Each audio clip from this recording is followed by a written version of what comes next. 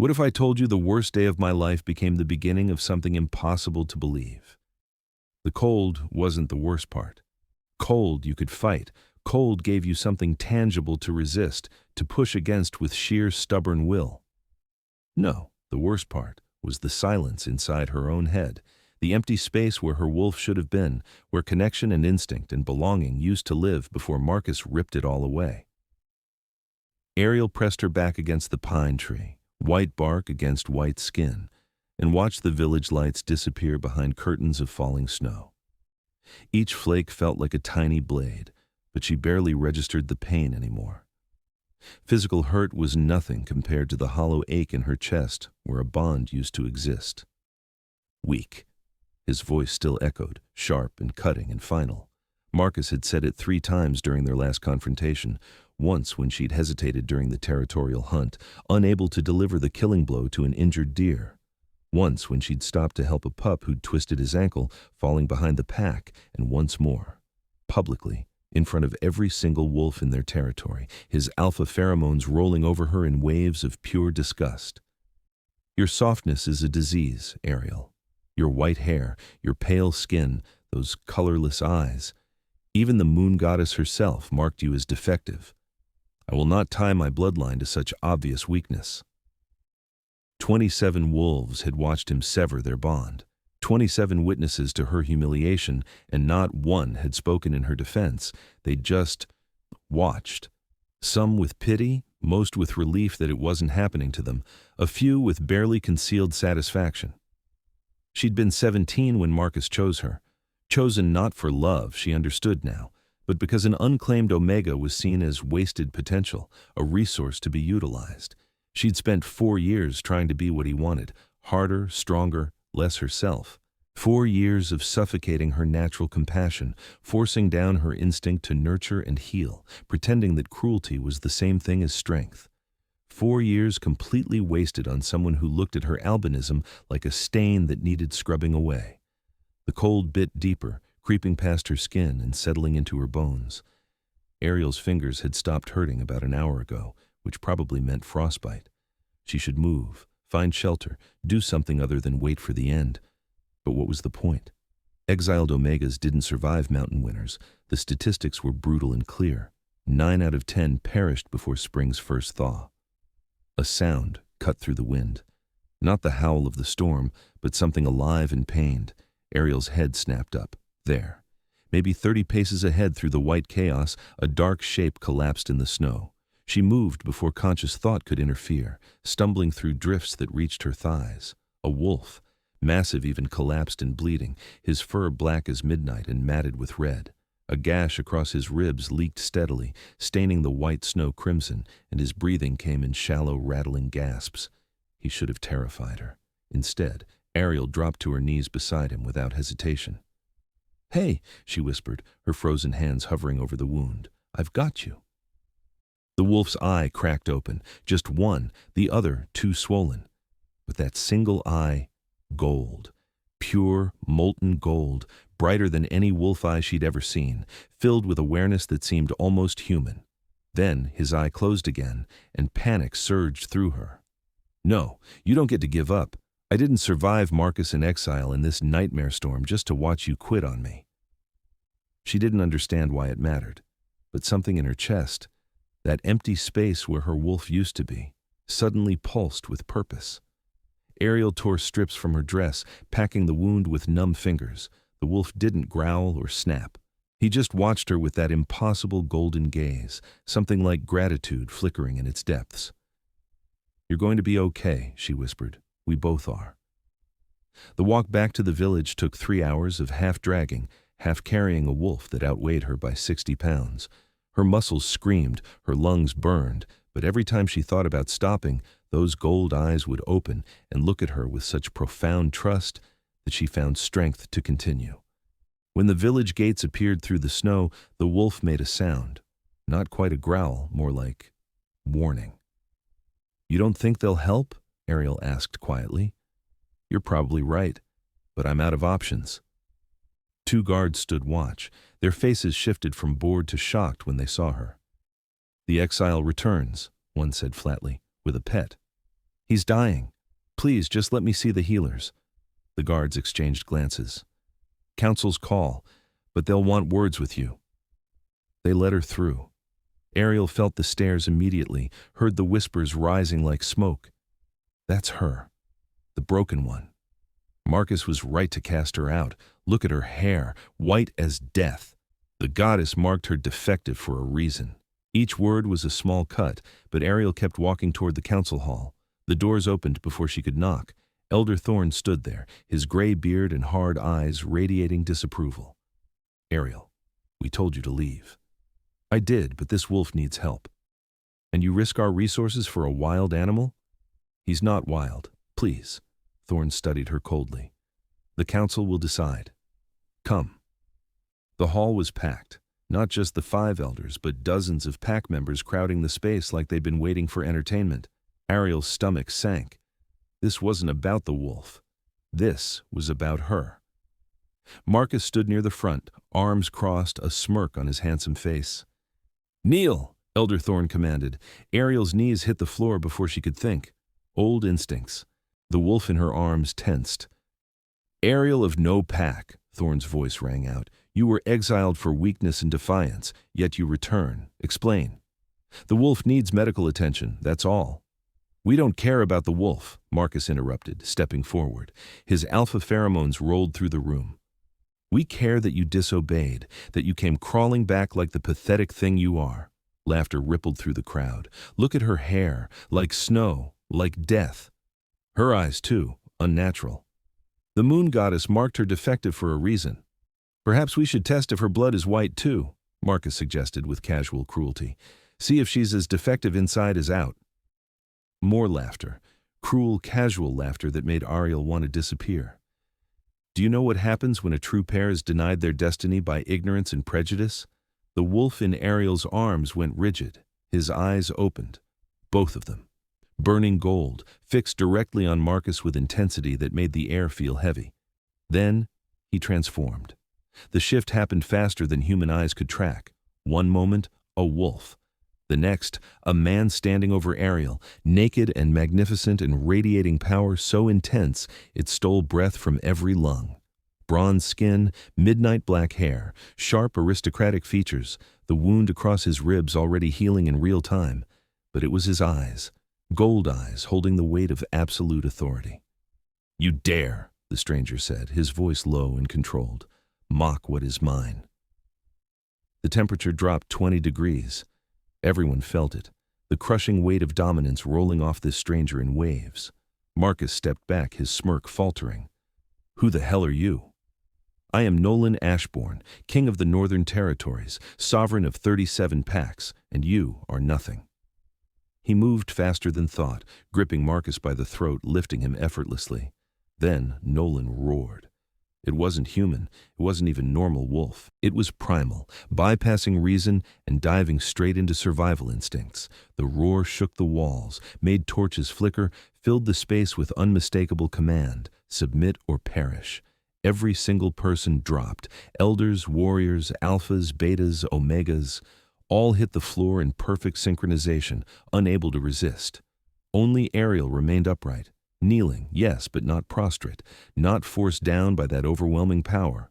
Nolan's gold eyes found hers, and something in his expression softened. He dropped Marcus and turned to face the cowering crowd. "This woman is Ariel. She saved my life when I was dying in the storm. She carried me through conditions that kill trained warriors, because her heart is stronger than any I have known." He pulled Ariel to her feet with gentle strength. "And she is my true pair. Chosen by the moon goddess herself, marked by fate as my destined mate." Gasps erupted through the hall. "She will be your queen," Nolan continued, his voice absolute law. "And anyone who mocks her, who harms her, who even thinks about disrespecting her, will answer to me." His pheromones flooded the space, cedar and smoke and winter night wrapping around Ariel like a physical touch. He looked at Marcus, still trembling on the floor. "You cast out your mate, rejected her for traits that mark her as blessed rather than cursed.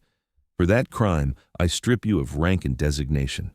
Marcus's face went ashen. "You can't. I can. I am king. You are no longer beta alpha. You are omega now. Feel what you inflicted on her." The change was instant.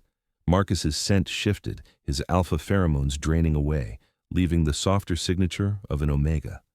He made a choked sound, hands clutching his throat. "Beg," Nolan commanded. "The way you made her beg." Marcus dropped fully prostrate. "Please, please, I didn't know." Ariel's stomach twisted. She should have felt satisfaction. Instead, she just felt hollow. Nolan must have sensed her discomfort because his eyes flicked to her face. After a moment, he released Marcus with disgust. "Get out, all of you, except the elders." The hall emptied in seconds. Nolan turned to Ariel, his demeanor transforming to something gentle. "You're freezing. Come." Shadows coalesced around his body, forming into dark clothing. He draped his coat around her shoulders, and the warmth was immediate. "The palace," he said to the elders. "We leave at dawn. Prepare appropriate tribute." "Your Majesty," Elder Thorn managed shakily, "we didn't know. You knew she was suffering. You knew she was different, and you punished her for it. Ignorance is not innocence. It's just another form of cruelty." By the way, if this story has already gripped you, don't forget to subscribe and hit the notification bell so you won't miss what happens next. Now, back to that moment when everything changed. The journey to the palace took 3 days through snow-covered passes. Nolan shifted into his massive wolf form and carried Ariel on his back, refusing to let her walk. 20 royal guards flanked them, all watching Ariel with curiosity rather than contempt. When they arrived, Ariel's breath caught. The palace was carved from white stone that seemed to glow, all soaring towers and crystalline windows, beautiful and intimidating. Servants rushed out, bowing as Nolan shifted and caught Ariel before she could fall. "Your Majesty," a silver-haired woman said carefully. "Separate chambers?" "No," Nolan said flatly. "She stays with me." "That's not appropriate," Ariel found her voice. "We barely know each other." Nolan looked down at her. "You're my mate. Where else would you stay?" "I didn't agree to be your mate," Ariel said steadily. "You declared it. You didn't ask." Respect flickered across his features. "You're right. Separate chambers, then, connected by a door that locks only from your side. You control everything." It was a real concession. Ariel nodded. The chambers were absurd. Silk sheets, a massive fireplace, windows overlooking mountains, more space than she'd ever imagined for one person. A servant brought clothes, real clothes in silver and white that complemented her coloring. When Ariel looked in the mirror after bathing, she barely recognized herself. A knock at the connecting door. "May I enter?" Nolan's voice. Ariel opened it. He wore black leather carrying a tray of food, roasted meat, fresh bread, exotic fruit. "You haven't eaten in days. You need to." "I need answers more," Ariel said, crossing her arms. "You declared me your mate, your queen. You didn't ask. You just decided." Nolan moved to the window, his back to her. "I was dying in that storm, ambushed by 7 rogues separated from my guards. I thought it was over." He turned. "Then you appeared. This small omega with white hair like moonlight, and you refused to let me die. You could have kept walking. Should have, but you didn't." "That doesn't give you the right to control my life," Ariel said sharply. "That's not protection. That's control. That's what Marcus did." Nolan flinched. "I am nothing like him." "Aren't you? You stripped his rank, changed his designation, made him beg, all without asking me. You announced me as queen without considering what I might want. Where was my choice?" This cost me relationships, but I couldn't ignore what I knew was right. The words hung heavy. Nolan stood completely still, emotions flickering across his face. Then, slowly, he dropped to his knees. The Alpha King kneeling before her. "You're absolutely right," he said, voice rough. "I was so focused on protecting you that I became another cage. Forgive me." "What are you doing?" Ariel stared. "Apologizing properly. An alpha kneels only before his mate, only before someone he respects enough to acknowledge his failings. I should have courted you properly, given you time, let you choose willingly. Instead, I acted like a tyrant." "Get up," Ariel said, uncomfortable. "Just explain. What is this bond?" Nolan rose slowly. "The moon goddess chooses true pairs. It's extraordinarily rare, 1 in 10,000 wolves. The bond is sacred, meant to create perfect balance." He stepped closer carefully. When I caught your scent, even dying, every instinct screamed, mine. It's not rational. It's primal and overwhelming. But you should have tried to control it, Ariel said, though her voice had softened. I should have, and I'm asking now. Will you give me a chance to court you properly, to let you choose me based on who I am, not what I am? Ariel studied him, searching for deception, but she saw only sincerity and fragile hope. Tell me about my albinism, she said finally. You said I was blessed. What does that mean? Relief flickered across his face. He moved to a bookshelf, pulling down an ancient volume. Here. The image showed a white wolf with silver eyes, surrounded by moonlight that seemed to pour from her being. The moon blessed, Nolan said softly. Carriers of a recessive gene so rare that only one appears every few generations. Sometimes centuries pass between manifestations. Ariel touched the page with trembling fingers. What makes them blessed? Everything. Healing abilities that can mend fatal wounds. Empathy so profound they can feel everyone's emotions, can soothe rage and pain with their presence.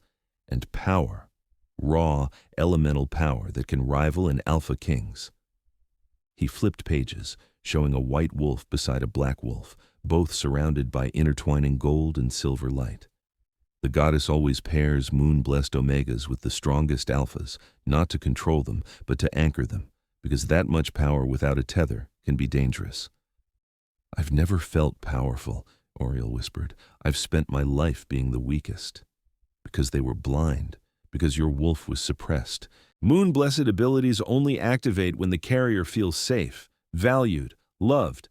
Your bond with Marcus wasn't just wrong. It was actively harmful. He was draining you, suppressing everything you could be. He closed the book. Your compassion saved my life.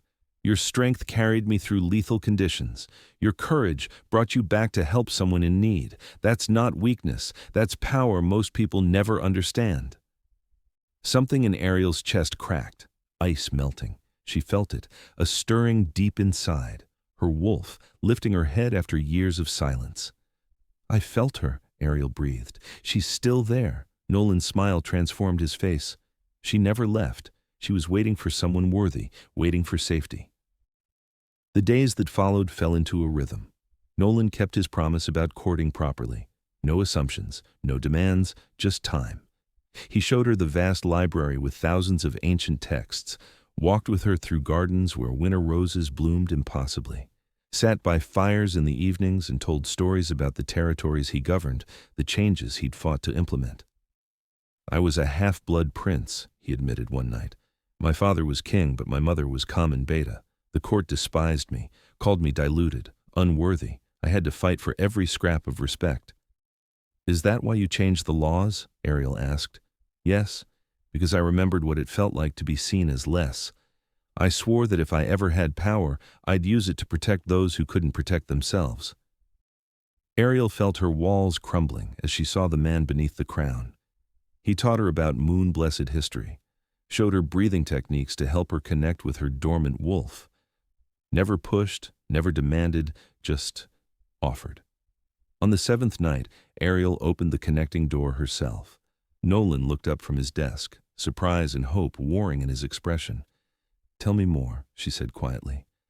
About true pairs, about what it means. He set aside his work immediately. Come, sit. They talked until dawn painted the sky gold and rose, about bonds and choice and what it meant to be seen, really seen. I'm afraid, Ariel admitted as the sun rose. Afraid that if I accept this, I'll lose myself again, become what someone else needs instead of who I am. Nolan took her hand carefully. True pairs don't diminish each other. They amplify. Your strength makes me better. My protection gives you space to grow. It's balance, not absorption. How do you know? Ariel challenged. Because I've been searching for 33 years. Because I've studied every text, talked to every elder who remembers true pairs. Because I've seen what happens when bonds are built on dominance instead of respect. He squeezed her fingers gently. I don't want to own you, Ariel. I want to stand beside you. Something shifted in her chest. Not certainty, but possibility. 2 weeks after arriving at the palace, everything changed. Ariel woke to sounds of combat in the courtyard. She moved to the window and saw Nolan training shirtless despite the cold, his bronze skin gleaming as he sparred with 3 opponents simultaneously. His movements were fluid, devastating, beautiful. Her wolf stirred stronger than before. Go to him. We belong beside him. A knock at her door. The silver-haired advisor entered. Your presence is requested in the throne room, Lady Ariel. There are visitors. The throne room was tense. Nolan sat on his throne, his expression carved from ice. Before him stood Marcus and Elder Thorn, both looking smaller and more pathetic than Ariel remembered.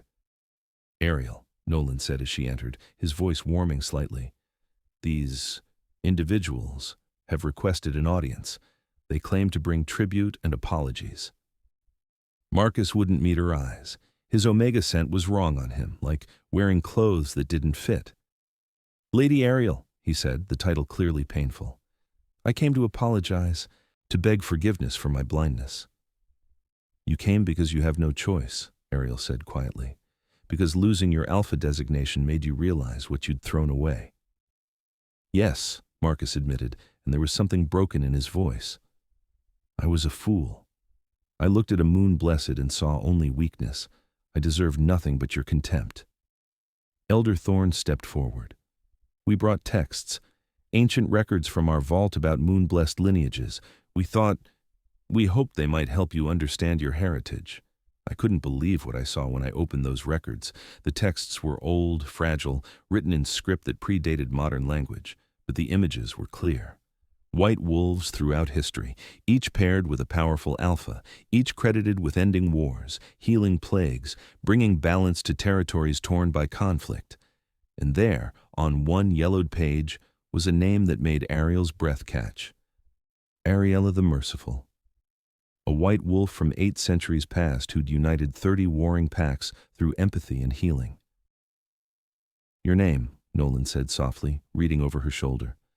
Not a coincidence. My grandmother chose it, Ariel whispered. She used to say I reminded her of someone from the old stories. I thought she was just being kind. She knew, Nolan said. She recognized what you were. The revelation hit like a physical blow.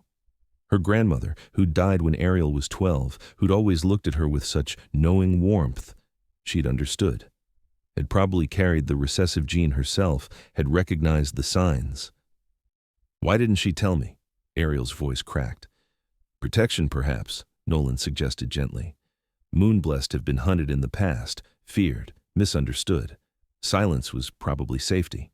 Marcus cleared his throat awkwardly. There's more. The texts mention activation triggers. Moon-blessed abilities fully awaken when the carrier accepts their true pair bond completely. This secret is known by only 1% of people who study ancient bloodlines. What happens during awakening? Ariel asked, unable to look away from the ancient illustrations showing white wolves surrounded by silver light. Nolan's expression turned serious. Power manifestation. Your empathy becomes active, your healing abilities emerge, and your elemental connection strengthens. Elemental? Moon-blessed can channel lunar energy, Nolan explained, draw power from moonlight itself. Combined with an Alpha King's solar energy? He paused. Legend says true pairs can create barriers that protect entire territories, can heal hundreds simultaneously, can end conflicts by forcing empathy on those consumed by rage. It sounded impossible, overwhelming, terrifying. I should go, Marcus said quietly.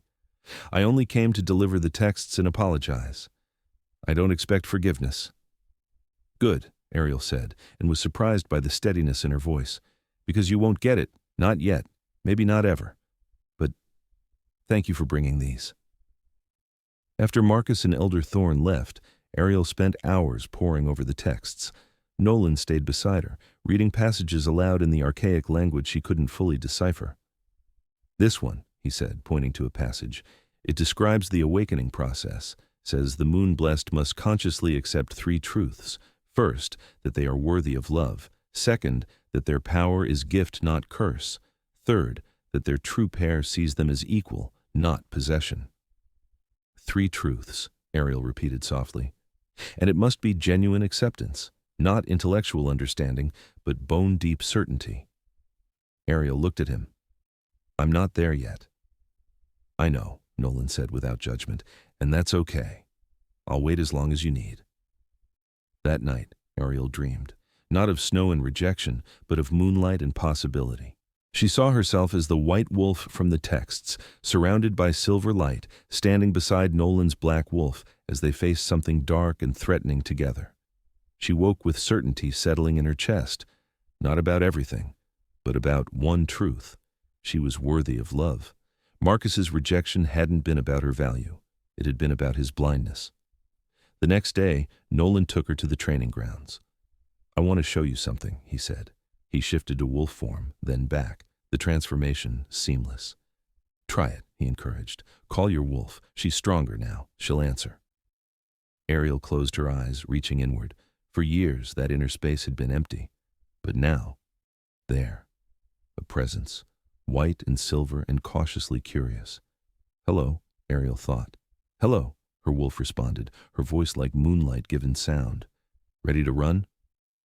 The shift happened naturally, like slipping into water. One moment human, the next wolf. Ariel looked down at her paws. White, pure white. Her fur seemed to shimmer with silver undertones. Nolan's wolf, massive and black with golden eyes, approached carefully. He touched his nose to hers and Ariel felt it, the bond pulsing between them, warm and right and undeniable. They ran together through the snow, and for the first time in her life, Ariel felt completely, utterly free. When they shifted back, Nolan's expression held wonder. You're magnificent. I felt her, Ariel breathed. My wolf. She's not gone. She never was. Never, Nolan confirmed, just waiting for safety. They trained for hours, Nolan teaching her to channel her emerging abilities, to feel the empathy gifts starting to manifest. By the time they returned to the palace, Ariel was exhausted but exhilarated. That night, as she prepared for bed, Nolan knocked at the connecting door. Come in, Ariel called. He entered, his expression serious. There's something I need to tell you, something I've been putting off because I didn't want to pressure you. Fear spiked through her. What is it? My half-brother, Caney, the rogue alpha who ambushed me in the storm. He's gathering forces. Intelligence reports say he's amassed an army, maybe 500 strong. He's planning another attack. When? Ariel's throat tightened. Soon, maybe within the month. Nolan moved closer. I need you to understand. I can fight him. I've defeated him 3 times before. But with our bond fully activated, with your moon-blessed abilities awakened, we'd be unstoppable. The battle would end before it truly began. You're asking me to accept the bond, Ariel said, not because I'm ready, but because you need the power. No, Nolan said firmly. I'm telling you because you deserve honesty. I'll fight regardless. I'll protect you and everyone in this territory whether you accept me or not, but I won't manipulate you with fear or urgency. Your choice has to be yours, made in your time for your reasons. The honesty in his voice, the respect in his eyes, something in Ariel's chest loosened. You mean that? With everything I am, Nolan promised. You're more important than any battle. Your autonomy is more sacred than any victory. The next week brought transformation. Not sudden, but steady, like ice melting under spring sun.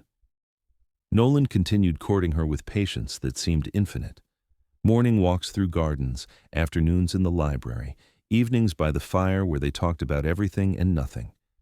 He told her about his mother, the beta woman who'd loved an alpha king and paid for it with her life during childbirth. About growing up half royal, half common, never quite belonging anywhere. She told my father to name me Nolan, he said one evening. It means champion of the people in the old tongue. She wanted me to remember that power is service, not privilege. She sounds extraordinary, Ariel said softly. She was. I wish you could have known her. I think she would have loved you. Ariel found herself sharing too, about her grandmother who'd recognized something special in her, about the years of trying to fit into spaces that were never meant for her shape, about the relief she'd felt when Marcus rejected her, even through the pain, because it meant she could finally stop pretending. That's when I knew, Nolan said. When you told that ragged wolf in the snow that you wouldn't let him quit, That determination, that refusal to give up even when giving up made logical sense, that's when my wolf recognized his mate. This changed my life in 30 days, and I had no idea how profoundly until much later. The training intensified. Nolan worked with Ariel daily, helping her connect with her emerging abilities. The empathy came first, sudden overwhelming waves of emotion from everyone around her. Guards' homesickness, servants' quiet contentment, Nolan's deep well of affection mixed with concern for her well-being. "It's too much," Ariel gasped one day, pressing her hands to her temples. "I can feel everyone. It's drowning me." "Then use me as anchor," Nolan said immediately. He moved behind her, his hands settling on her shoulders, warm and grounding. "Focus on my presence. Let everything else fade to background." Ariel breathed deeply, focusing on the steady warmth of Nolan's hands, the cedar smoke scent of him, the solid reality of his presence. Slowly, the overwhelming cascade of emotions receded to manageable levels. "Better?" he asked softly. "Yes. How did you know that would work?" "True pairs anchor each other. Your empathy is powerful, but my strength gives you a foundation. Similarly, your compassion tempers my tendency toward dominance. We balance." The healing abilities emerged next. A servant sliced her hand in the kitchen, and Ariel felt the injury like her own pain. Without thinking, she touched the wound, and silver light poured from her palms. When she pulled away, the cut had vanished completely. The servant stared in awe. "Moon blessed," she whispered reverently. "The legends are true." Word spread through the palace. Within days, people began requesting her help. A guard with a broken arm, a cook with chronic pain, a child with fever that wouldn't break. Ariel healed them all, and each time, the silver light grew stronger, easier to channel. But it exhausted her. After a long day of healing, she'd collapse into sleep so deep that dreams couldn't reach her. "You're pushing too hard," Nolan said one evening, carrying her to bed after she'd nearly fainted, helping an elderly advisor with joint pain. "You need to learn limits." "People are suffering," Ariel protested weakly. "I can help them." "And you will, but not at the cost of your own health." He tucked blankets around her with such tenderness it made her chest ache. "A moon, blessed who burns herself out, helps no one." "Stay," Ariel found herself saying as he turned to leave. "Just until I fall asleep?" Nolan's expression softened impossibly. "As long as you want." He settled into a chair beside her bed, and Ariel reached for his hand without thinking, his fingers laced with hers immediately, warm and solid and safe. "Nolan," she said quietly. "Yes? Thank you. For being patient, for not pushing, for seeing me." "Always," he promised, "for as long as you'll let me."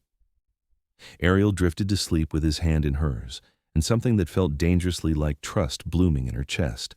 The nightmares came that night, not of snow and rejection, but of a gray wolf. Caney, she knew somehow, tearing through the palace, blood on white stone, screams echoing through halls, Nolan fighting alone, overwhelmed, calling for her while she stood frozen and unable to help.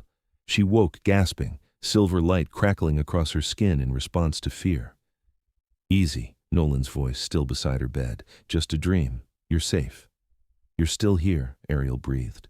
"I told you I'd stay. I meant it." His thumb brushed across her knuckles. "What did you see?" "Battle. Blood. You fighting alone while I—" She swallowed hard. "I couldn't help you. Couldn't move." "It's fear manifesting," Nolan said gently. "Your subconscious processing the threat. But Ariel, listen to me. Whether you accept our bond or not, whether your powers fully awaken or not, I don't fight alone. I have 37 packs worth of trained warriors. Caney is dangerous, but he's not insurmountable." "But you said with the bond fully activated." "I said we'd be unstoppable. That doesn't mean we're stoppable without it. It just means the battle might be longer, harder, but winnable." He squeezed her hand. "I won't manipulate you with fear, not even subconscious fear." My hands were shaking when I realized what he was offering. True choice, real agency, even if it cost him tactical advantage.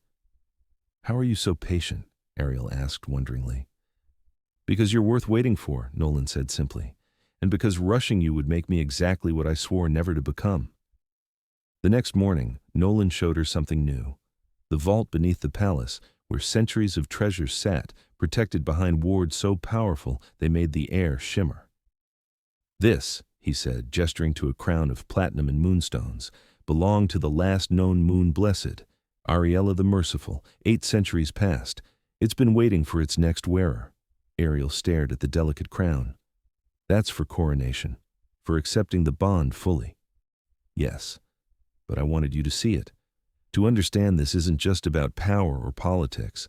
This is about legacy, about continuing something profound that the world has been missing for 800 years. He lifted the crown carefully, holding it up to catch the light. The moonstones seemed to glow from within, responding to Ariel's presence. It recognizes you, Nolan said softly, knows its rightful owner. I'm not ready, Ariel whispered. I know, and that's okay. Nolan set the crown down gently. It'll wait, like I will. They left the vault, but the image of that crown stayed with Ariel. A promise, a possibility, a future she was starting to believe she might deserve. That evening, reports came from the eastern border. Kaney's forces had been spotted, larger than expected, 700 strong now, and growing.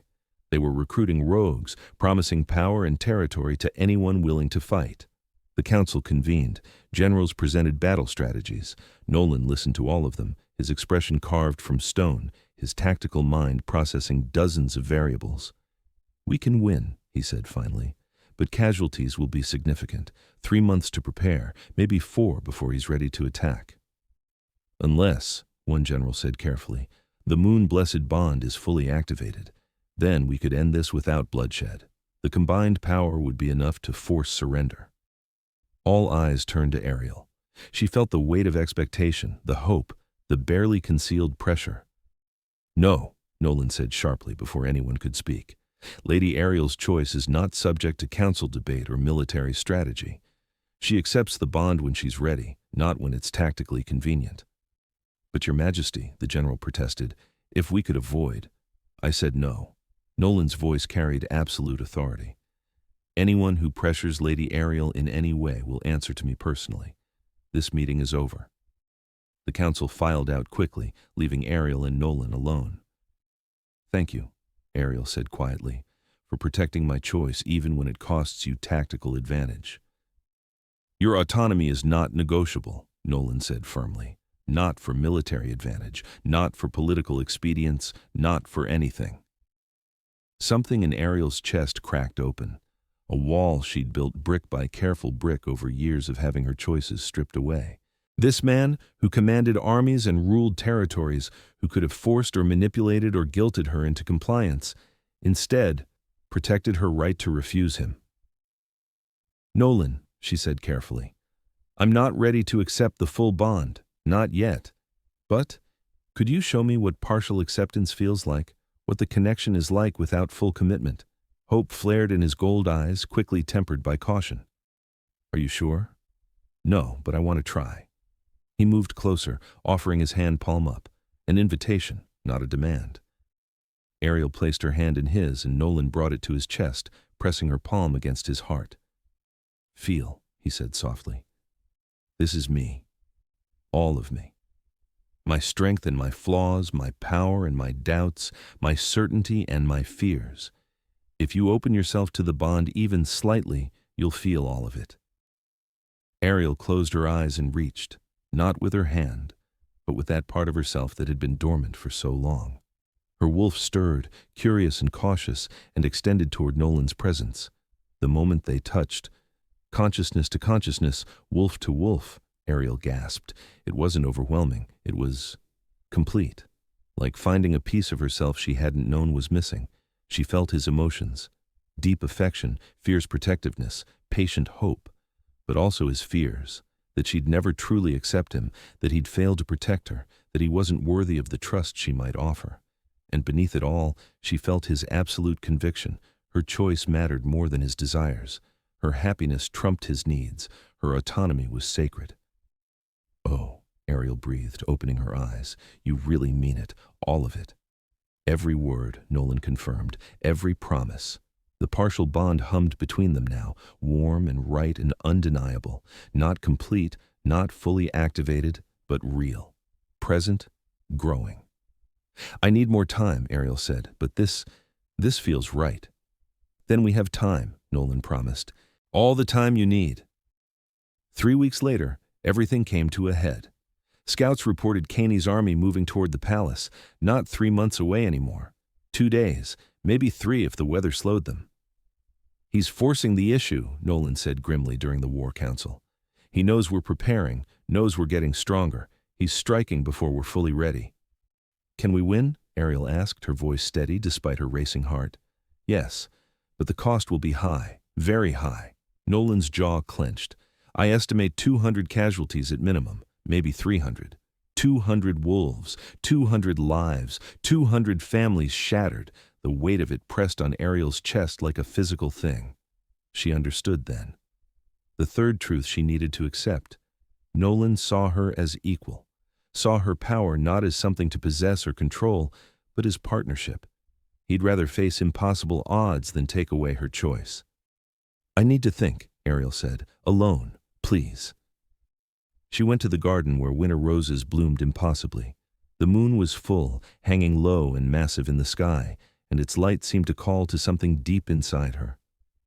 What do I really want, she asked herself. Not safety. She'd tried safety with Marcus, and it had been a cage, not perfection. Nolan had flaws, moments of arrogance, tendencies toward overprotectiveness, but respect, partnership, the freedom to choose and be honored for that choice. Those were real. Those were present in every interaction they'd shared. Ariel looked up at the moon. Grandmother, she whispered, if you can hear me, help me know what's right. The moonlight intensified, pouring over her like liquid silver, and Ariel felt it, not her grandmother's voice exactly, but a presence, ancient, feminine, divine. You are worthy, the presence whispered. Your power is gift. Your mate sees you truly. All 3 truths. Now choose. Ariel gasped as understanding flooded through her. This wasn't about the battle or tactical advantage or preventing casualties, though those mattered.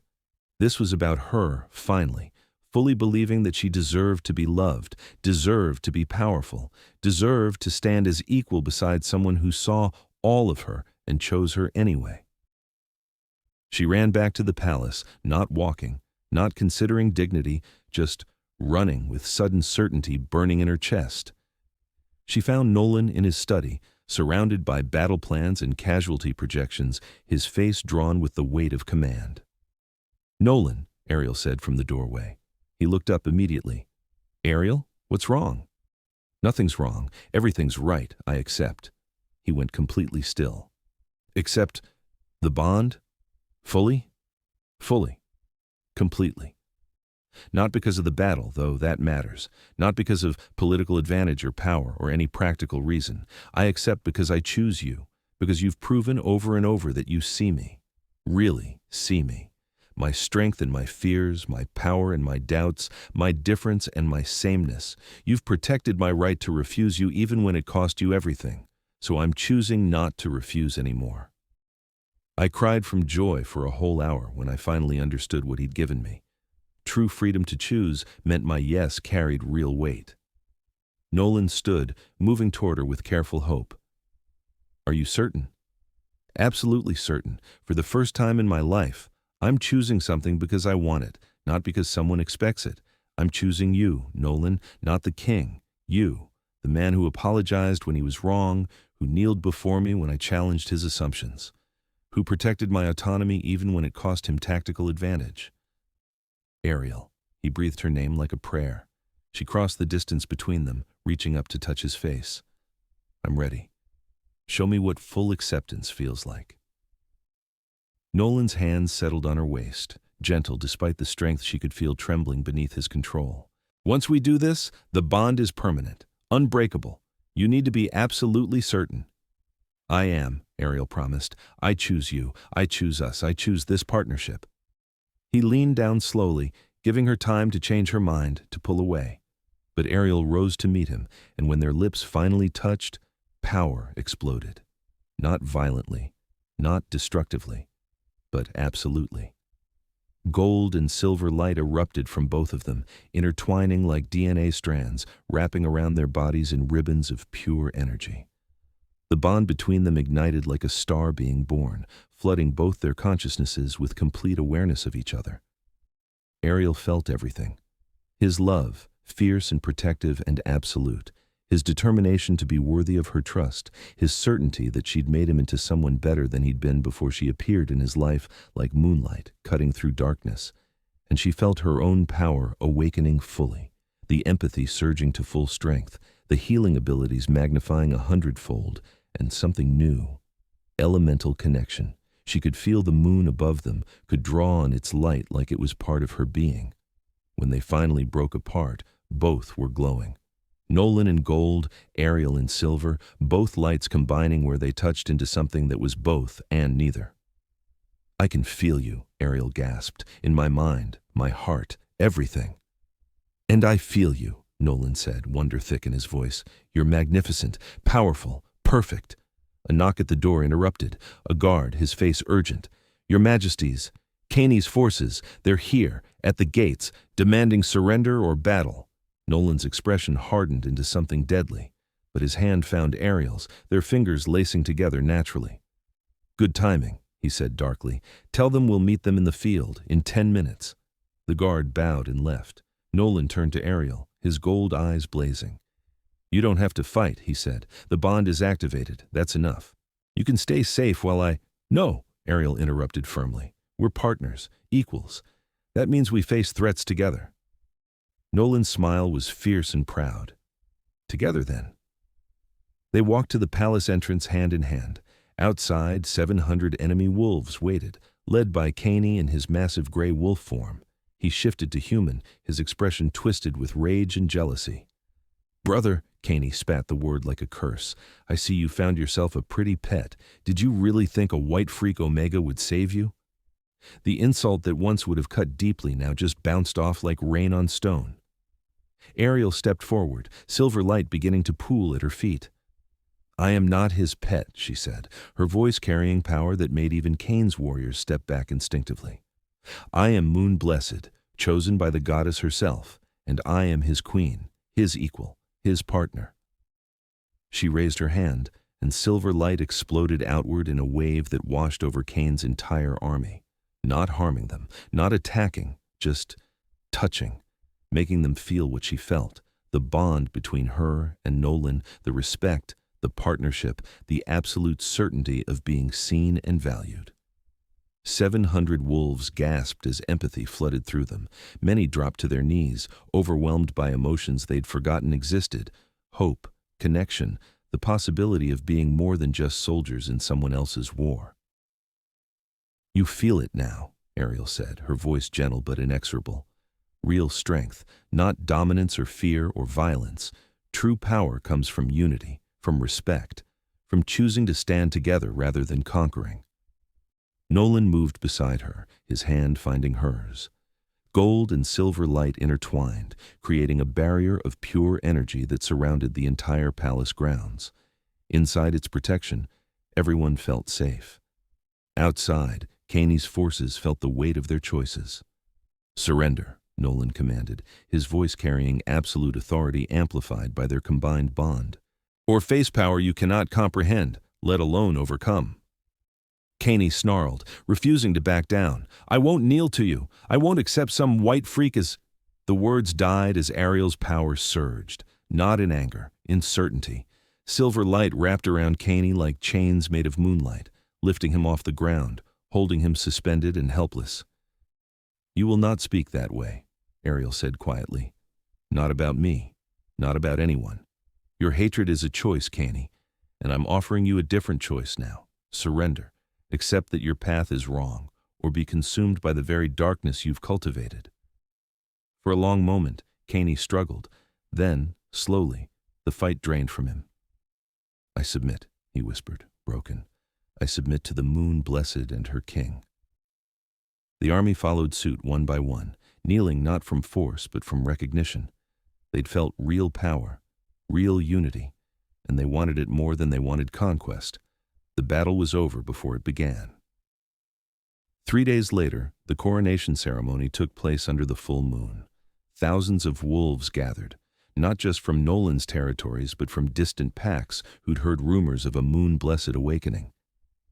Ariel stood before the assembled crowd, wearing white silk embroidered with silver, the ancient crown of moonstones resting on her white hair.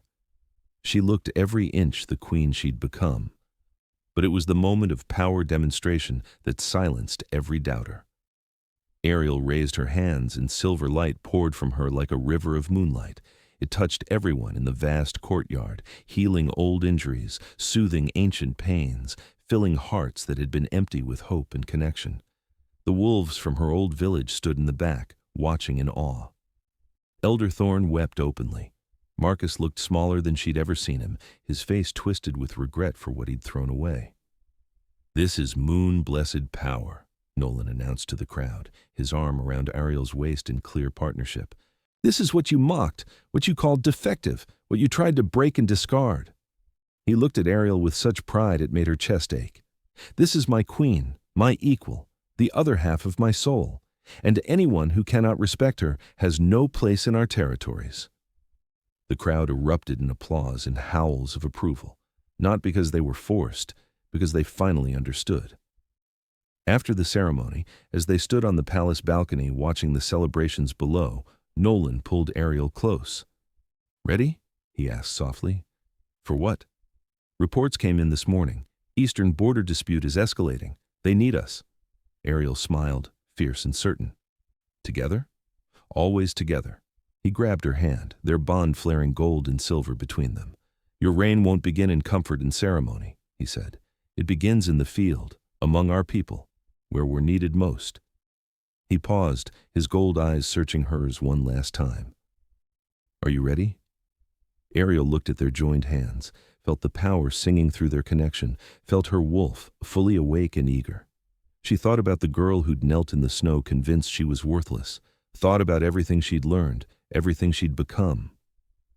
"I'm ready," she said, and together they transformed. Black wolf and white wolf, gold light and silver light, racing toward those who needed them with their combined pack following like a wave of purpose and power and absolute conviction. The reign of the moon, blessed queen, had begun, not in a throne room, but in service, exactly as it should be. If this story touched your heart, share in the comments which moment moved you the most. Thank you for your time.